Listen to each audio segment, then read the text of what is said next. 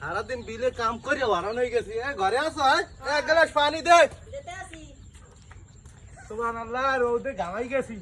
আব্বা ভরসা দেয় এবছর ওই কুরবানি দেয়, হ্যাঁ গোস্ত খাওয়া লাগবে। এবছর দাওয়াত দেয় নাই, আমাকে গোস্ত দেয় নাই।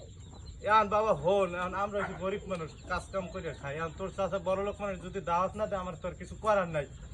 এখন তুই যদি এতই কষ্ট নিস না বাবা, একদিন আমরাও কোরবানি দেব, কিন্তু খাবার তোর বড় চাচার ধারে আমি যাই একটু রিকোয়েস্ট করবো মানে যাতে আমাকে দাওয়াত দেয়। আচ্ছা, আমার গোস্ত খাওয়াই লাগবে। আচ্ছা আচ্ছা ঠিক আছে বাবা, আমি তোর চাচার ধারে যাবো, এখনই যাবো। আচ্ছা। এ বড় ভাই বাড়তে আছেন? কে? আমরা ছোট ভাই আইছি।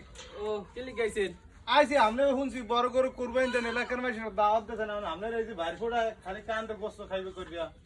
তোর মতো ছোট লোক যদি আমার দাওয়াত দিই, আমার আনিজাত থাকবে। আর আমরা ছোট লোক হইলে তো আপনার তো ভাই, তাতে কি হয়েছে? তুই গোস্ত কিনে খাওয়াবি? আমি গোস্ত কিনে খাওয়াবো, তা থাক। আপনার বড় ভাই দ্বারা আইছি, আমি যদি দাওয়াত বাবা না- কিনে খাওয়া, লা বাবা, আমাকে না গরিবের কোনো জায়গা নাই, বড় লোক বাড়ি খাওয়ার দরকার নাই।